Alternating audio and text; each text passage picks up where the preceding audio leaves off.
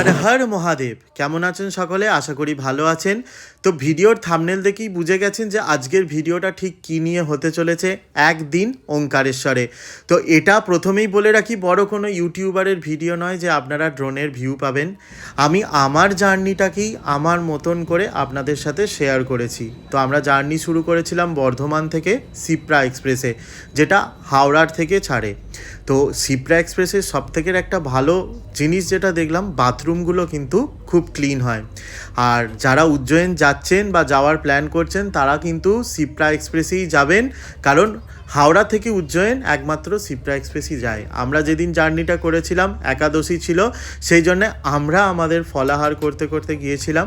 মায়েরা এখানে ঝালমুড়ি খাচ্ছে, দেখতেই পাচ্ছেন। ট্রেনে খাবার দাবার অ্যাভেলেবেল, তবে ট্রেনের খাবারের থেকে বাইরের থেকে খাবারটা অর্ডার দিয়ে দিলে ভালো হয়। সেই জন্য আইআরসিটিসির ক্যাটারিং থেকে খাবার অর্ডার দিয়ে দিয়েছিলাম। তো গল্প করতে করতে আমরা পৌঁছে গিয়েছিলাম উজ্জয়ন। যেদিন সন্ধ্যে 6টায় আমরা বর্ধমান থেকে ট্রেন চেপেছিলাম, তার পরের দিন রাত্রির 10টায় আমরা উজ্জয়ন পৌঁছেছিলাম। তো আমরা উজ্জয়নে কিন্তু প্রথম দিন স্টে করিনি। এখান থেকে আমরা চলে গিয়েছিলাম, কার বুক করাই ছিল আগের থেকে, আমরা চলে গিয়েছিলাম ওঙ্কারেশ্বর। 3-3.5 ঘন্টা সময় লাগে। তো আমরা ওঙ্কারেশ্বর গিয়ে প্রথম একটা দিন ওঙ্কারেশ্বরে স্টে করব। তো হোটেল পৌঁছে গেছি, যা হোক করে ফ্রেশ হয়ে নিয়ে 4-4:30 মধ্যে বেরিয়ে গেছি আমরা মন্দির দর্শনে। এখনও কিন্তু মন্দির ওপেন হয়নি। সব সময় চেষ্টা করবেন এই ভোরের দিকে মন্দির দর্শন করার, তাতে কিন্তু ভিড়টা অনেক কম হয়। মন্দিরের বাইরের থেকে ডালা কিনে নিয়ে ভেতরে চলে যাবেন। সেখানে গিয়ে যে কোনো একটা পণ্ডিতকে ধরে নেবেন, 200, 500, 1000 দিলেই কিন্তু আপনারা শিবলিঙ্গে জল ঢালার সুযোগ পেয়ে যাবেন। আর পণ্ডিতরা এখানে বাইরে বসিয়ে খুব ভালো করে পুজোও করিয়ে দেয়। এটা আপনারা কিন্তু এই ভিডিওর থ্রু জানতে পারলেন। হাতে দেখতে পাচ্ছেন কলস ভর্তি জল, এইটাই কিন্তু শিবলিঙ্গে চড়াতে হয়। এরপর বাইরে নিয়ে গিয়ে ভালো করে পণ্ডিতজি পুজো করিয়ে তারপর মন্দির থেকে আপনারা বাইরে বেরিয়ে আসতে পারেন। মন্দির থেকে বেরিয়ে ডান দিকেই দেখতে পাবেন যে প্রসাদের কাউন্টার আছে। আপনারা 50-100 টাকা দিলে প্রসাদ কালেক্ট করে নিতে পারবেন। এরপর ওই ডান দিকের রাস্তা ধরেই সিধা চলে যাবে মামলেশ্বর মন্দিরে। এখানেও শিবলিঙ্গ আছে, সেটার দর্শন করলাম, একটু ফটোশ্যুট করে আমরা চলে এলাম নর্মদার তীরে, নর্মদাতে স্নান করতে। ওঙ্কারেশ্বর আসছেন অথচ নর্মদাতে স্নান করবেন না, এটা হতেই পারে না। গঙ্গা আমাদের এই জন্মের পাপ ধুতে পারে, কিন্তু মা নর্মদা আমাদের পূর্ব জন্মের পাপ কিন্তু ধুইয়ে দেয়। মন স্বচ্ছ রাখবেন, ডুবকি লাগাবেন, অনেক পাপ থেকে মুক্তি লাভ করবেন। এইটাও কিন্তু এই ভিডিওতে আমি আপনাদের সাথে শেয়ার করলাম। আমার মায়ের স্পাইনাল কর্ডে অপারেশন অনেকেই জানেন, সেই জন্য মাকে ধরে নিয়েই নামতে হয়, কারণ পিছল থাকলে পড়ে গেলে মুশকিল আছে। তো মায়ের সাথে আমিও স্নানটা সেরে নিয়ে উঠে বললাম। এই নর্মদাতে কিন্তু প্রত্যেকটা শিলাই কিন্তু শিবলিঙ্গ, আর এই নর্মদার জলই কিন্তু ভোলেনাথের খুব প্রিয়। সেই জন্যে নর্মদা দর্শন, নর্মদায় স্নান এখানে এলে অবশ্যই করব। এরপর আমরা ঘুরতে ঘুরতে গোমুখ ঘাটে এলাম, ওই মামলেশ্বর মন্দিরের যে ঘাটটা, সেই ঘাটে এলাম ফটোশ্যুট করতে, একটু ঘোরাঘুরি করতে। তো এখানে এসে সবথেকে যেটা ভালো জিনিস দেখলাম, এই ঘাটের পাড়েও কিন্তু শ্রাদ্ধ শান্তির কাজ হয়। আর দুদিকটাকে এই সেতু দিয়ে, ব্রিজ দিয়ে কিন্তু জয়েন করা রয়েছে।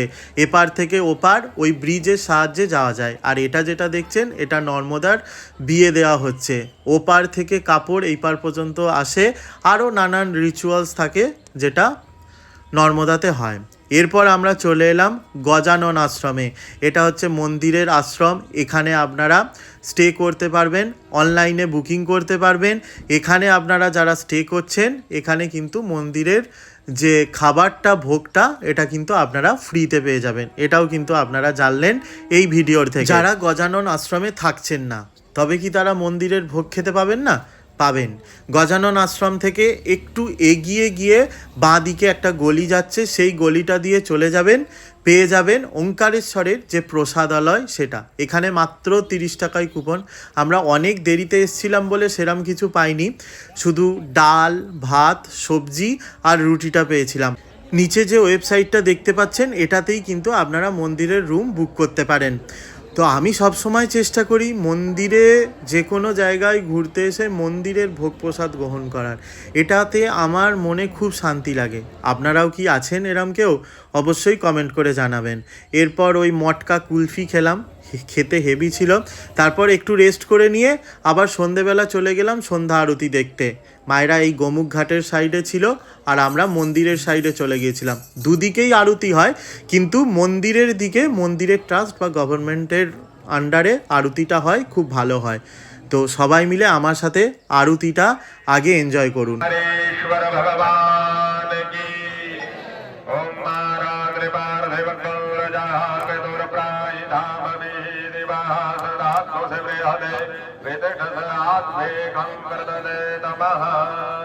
ओम जय जगदानंदी ओम मैया जय आनंद कंदी ब्रह्मा हरिहर शंकर रेवा शिवा हरि शंकर रुद्री बालंती ओम जय जगदानंदी देवी नारद शारद तुम वरदायक अभिनव चंडी ओ मैया अभिनव पद चंडी सुर नर मुनि जन सेवक सुर नर मुनि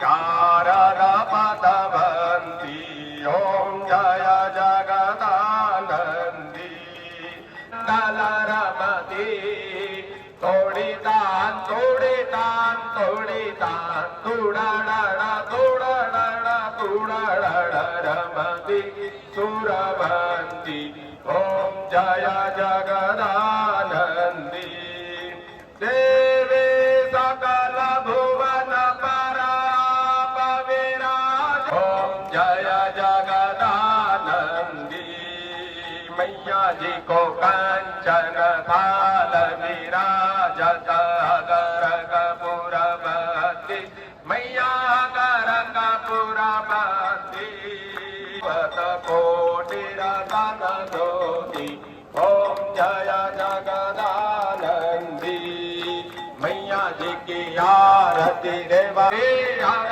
स्वामी मन वांछिता भावे ओम जय जगदानंदी जय जगदानंदी। এখানের সন্ধ্যা আরতি শেষ করে আমরা আবার চলে গিয়েছিলাম মন্দিরে। মন্দিরে যতক্ষণে গিয়েছিলাম মারাত্মক ভিড় হয়ে গিয়েছিল।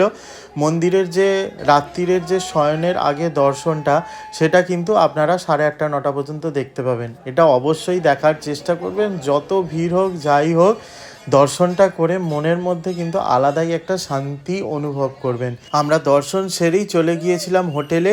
পরের দিন ভোরবেলায় মহাকালের জার্নি শুরু করেছিলাম। 15 তারিখ সকালবেলায় আমরা আবার বেরিয়ে পড়লাম মহাকালেশ্বরের উদ্দেশ্যে ওঙ্কারেশ্বর থেকে।